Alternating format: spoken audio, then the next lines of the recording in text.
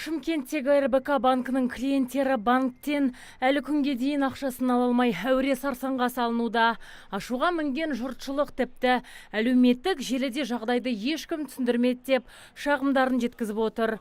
Бүгінде баспасөз мәслихатында өңірдің бас қаржыгері бұл мәселеге қатысты қазір ұлттық банк келіссөздер жүргізіп жатқанын жеткізді. Айтуынша актив көлемі жағынан ең ірі 10 банк қатарына кіретін РБК-да уақытша қаржылай қиындық туындаған. Ұлттық банк ол мәселені біледі бұл жағдайды. Сондықтан айта кетейін дегенім, қазіргі таңда РБК-ның акционерлері дейміз, менеджментімен және ұлттық банктың атынан келіссөздер жүргізіліп жатыр. Осы мәселені қалай шешу жөнінде. Сондықтан ұлттық банк атынан біраз талаптарымыз бар, қойылған РБК банкіне, олар қалай орындалады. Содан кейін барып бұл мәселе шешіледі деп ойлаймын. Осыған дейін тұрғындар мен кәсіпкерлер Шымкенттегі РБК банкінің алдына жиналып шу шығарған еді. Жұмысшыларына айлық төлей алмай жүрген бизнесмендер басшылардан жауап та ала алмаған. Маған фирмама поступление болған. Менің шотым осы банкте. Сол ақшамды шеше алмай жатырмын. Мен жұмысшыларыма айлық төлеуім керекпін. Сол мәселе.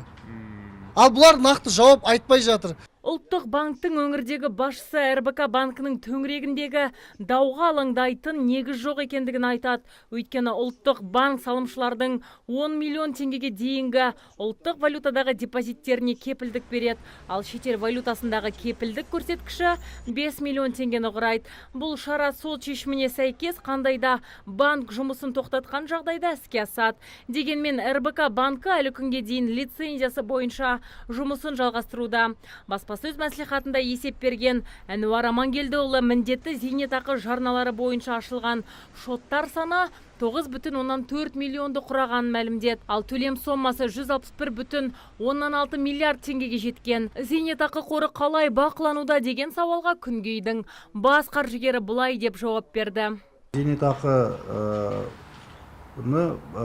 активтерін салу үкімет тарапынан жаңағы ұлттық банкінен ол өзінің белгілі бір айтамыз құнды қағаз болсын, депозиттер болсын, белгілі мөлшерлері бар.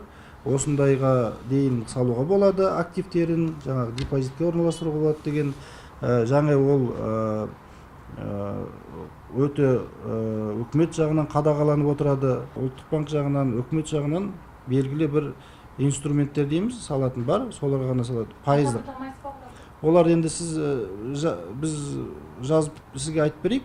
Жыл басынан бері ұлттық валютаның көк қағазға қатысты биржалық бағамы 2,4%-ға әлсіреген. Ал соңғы бір айдағы көрсеткіш 1,2%-ды құрап, бір ақш доллары 341,19 теңгеге бағаланды. Осылай деген ұлттық банк өкілі теңге бағамының алдағы уақытта да тұрақты болатынын жеткізді.